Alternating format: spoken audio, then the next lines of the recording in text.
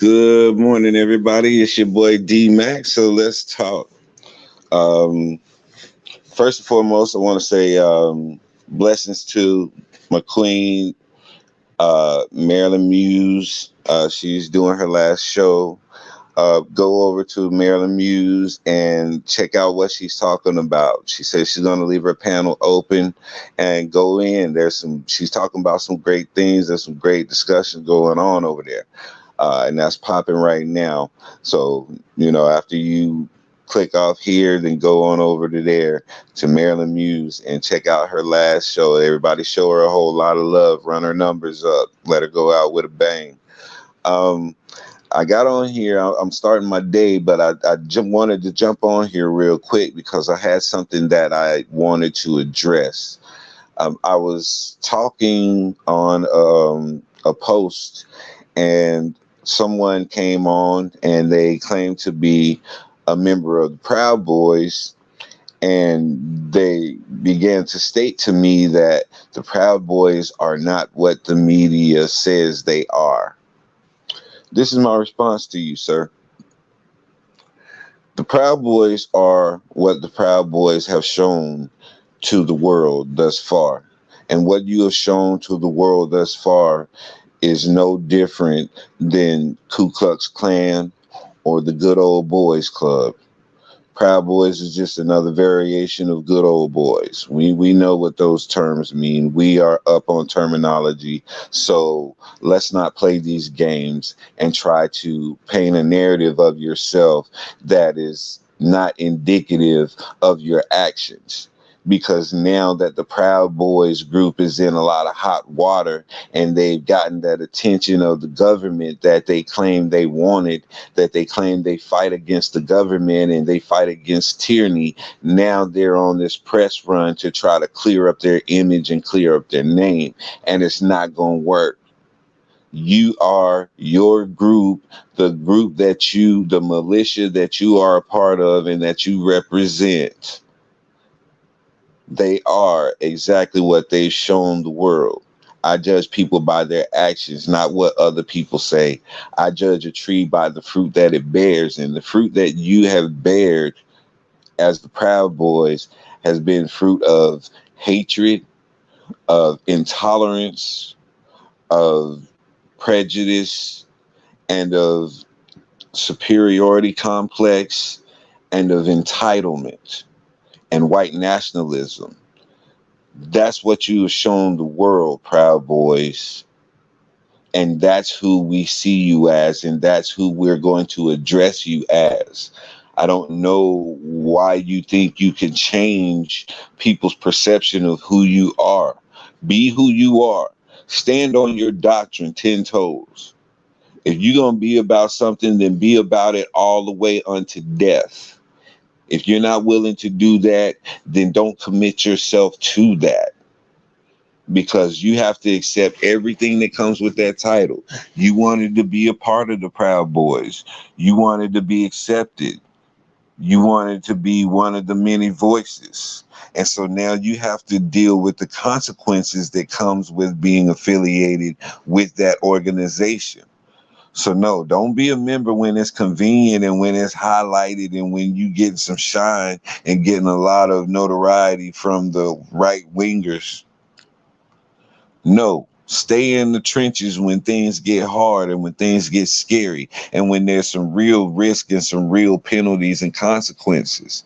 Don't go on a tour trying to clean up your image. You're not a musician. You're not a musical artist. You don't have PR. No, no, you are exactly what you are. You stand on what you stand on and you don't back down. That's what you're supposed to be. So don't come trying to change your image now. You know, one thing about the Ku Klux Klan, they've always stood on who they are. They've always said who they are, what they stand for, and they never backpedal for nobody. They are what they are. I can respect that about that man. Not saying that I respect his view or his mindset or his belief system, but I respect the fact that he stands on what he says and he lets me know what he is up front so that I have a clear understanding and we both have an understanding of where we're coming from with each other or where we stand with each other. That's a man with integrity. Nonetheless, regardless of his views, that's a man with integrity. But these cowards who like to hide behind the shadows and who like to hide behind the banner of an organization so that they can participate in pushing that view and pushing that narrative, but they don't want to exactly take that hit full on by themselves. So they'll fade to the background whenever the danger and the pushback comes. No, I don't have time to play with people like that. You're not who I need to talk to. I need to talk to somebody who really makes things happen because I'm in the area of my life where I'm looking to make things happen. I'm not looking to continue having conversations about what needs to happen. That's been done over and over and over. It's time for execution. And when I say execution, that means carrying out the plan that has been set before you, because I don't want anybody to try to take my words and manipulate them and try to come up with a different context of what I'm saying. So it's time to execute the plan. We've talked about what need to be done. There's some people out here who are making moves in getting things done in changing this world and changing this nation and bringing it back to a place to where we can be proud to be an American and sing that song where at least I know I'm free and all of the things blah blah blah blah. You know, we want to be able to sing that song, but we want to be able to sing it in truth. I'm not going to sing a song that does not represent what I'm about. I'm not going to sing that song. I'm not going to feel that song. And so when you ask us to sing the, Star Spangled Banner or the Pledge of Allegiance and all of these different things that you want us to pledge allegiance to, does not represent us well. So why would we pledge our allegiance to someone who does not have our best interest at heart? These are the unrealistic things that America is asking from us. I cannot pledge my allegiance to the flag because the flag is turned upside down. It's in a state of panic. It's in a state of we need help. So no, I'm not going to pledge my allegiance to a flag to where they're in distress. That's what the upside down flag stands for. I'm going to be reiterating that point a whole lot for a while. So you're going to hear me say that quite often. But yeah, the flag is turned upside down because we're in a state of distress. Who would pledge allegiance to a nation in distress? And it's self-inflicted. It's not like these are foreign people coming in attacking our democracy. Our democracy is being attacked from the inside. There's no outside entities coming in influencing our democracy and influencing our infrastructure. That's an internal job. Everything that's happening to the United States is internal. It's being done by us. It's Rome all over again. Rome didn't get defeated from the outside in. Rome got defeated from the inside, battling amongst each other. That's the United States all over again.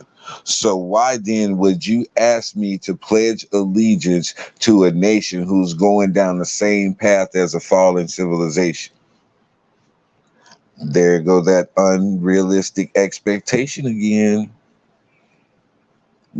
I really sit down and I take these things apart and I break them down to the barest minimum so that I can get an understanding of what we're really talking about. And a lot of times when I peel away the layers of the conversation and I get to the core of it, it's usually something that's self-serving.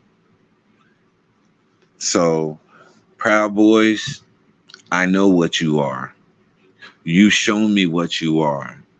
And in the spirit, I see what you are. Because, like I said, I don't put too much weight on the flesh and the carnality of mankind. I look at that spirit that's driving you. What spirit is motivating you? What spirit are you operating in? And when I say what spirit are you operating in, are you operating in the spirit of confusion where you're always causing division and chaos amongst people? Are you operating in the spirit of hatred where you're always seeking to harm somebody through deceptive ways and manipulation and things like that? Are you operating in the spirit of lust where you're going around and you're seducing and trying to entice people? This is what I mean when I say that I address the spirit that is operating in that person, or the spirit that that person is opening themselves up to be used by. This is what I mean. So if you don't believe in spirituality and you don't believe in, the Bible or anything like that, then this conversation isn't for you. You're not going to understand what I'm talking about. And you're going to just think it's nonsense. But the word told me that God would use the foolish things of the world to confound the wise. And so I have an understanding of why people don't understand certain things, and it's not going to be meant for them to understand. And I'm cool with that. So that's why I'm not deterred in speaking my message with confidence and with authority. And people are going to come and challenge. I expect that. I expect them to come and challenge me. You should come and challenge me, because I challenge anybody else who says something that is foreign to my ears or does not line up with my way of thinking or my beliefs. I'm going to challenge that. And, if that person gives me good enough reason and gives me valid sources and references to further their point, then if need be, I'll concede if I don't have that or better to challenge them. So, it's all about humility in that challenge too, because you have to be willing to know going into this, I may be wrong. But a lot of people go in with the mindset of, I'm going to change their mind. They're going to have to think like me, or otherwise I'm going to shun them and I'm going to say that they're a bad person because they don't think like me. People go in with the mindset of, I'm going to change their mind, as opposed to, I'm going to be open-minded and listen to what's being said. Maybe there's something I can get out of this. How many people really go into conversations like that? Be honest with yourself. You don't have to say nothing to me because you can deceive me, but be honest with yourself. Proud Boys, be honest with yourself. You don't have to be honest with us. We see through your lies. It's going to be futile anyway. But be honest with yourself about what you are and who you are. If you're not comfortable being seen in the image that you created, then maybe you don't need to be a part of that group. That's what I tell anybody. If I can't represent that group, and if I'm not comfortable going out sharing information or sharing my experiences with this group, then I don't need to be a part of that. And I'm not going to be a part of that because I don't feel the need to be a part of anything. I'm very fine by myself. I'm a lonesman. I can be alone. I can be a part of the crowd. I can adapt, but being alone is absolutely cool with me. No hangups, no problems whatsoever. So, you know, I understand wanting to be a part of something. Everybody wants to be accepted. Everybody wants to be liked by somebody. I get that. That's a human need.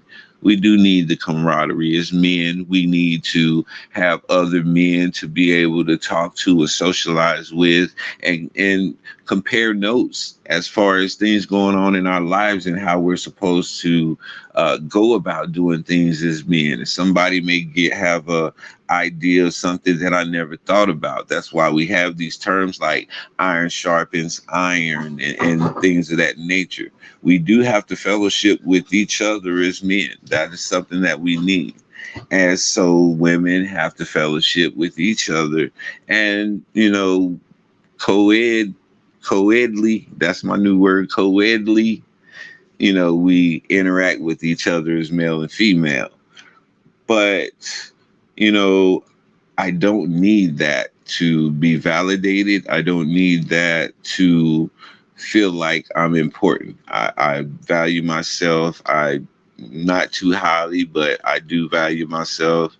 I'm prone to narcissism, and so I stay mindful of that and try to humble myself every time I feel that spirit of narcissism rising up in me. And this is just, me trying to understand myself so that I can correct some things that I feel need to be corrected and reinforce some things that I feel are a benefit to my life and other people. And so that's the character that I walk in. That's the spirit that I operate in. And, no harm, no foul, really. But be who you are. Proud Boys, if that's who you are, if in fact you are proud boys, then you need to be proud of your actions. You need to be proud of you standing up on what you say. You need to be proud of what you went out and accomplished and what the world has seen of you. If you're truly proud boys and you're proud of your doctrine and your way of life, why now are you coming trying to get the narrative changed and trying to say that you're not what the media says you are? We have videotapes, sir. We see actual images of your actions, sir. The media does not have to paint any narrative, or they don't even have to put up a commentary for us to see what you are based on your actions that have been recorded and posted across the world, sir. So just understand, Proud Boys, we know who you are. Stand tall on what you say. Don't back down. Don't renege. Because we're not. We've never reneged on what we say. We've never reneged on who we are. Despite all of the scrutiny that comes with the melanated skin that we carry.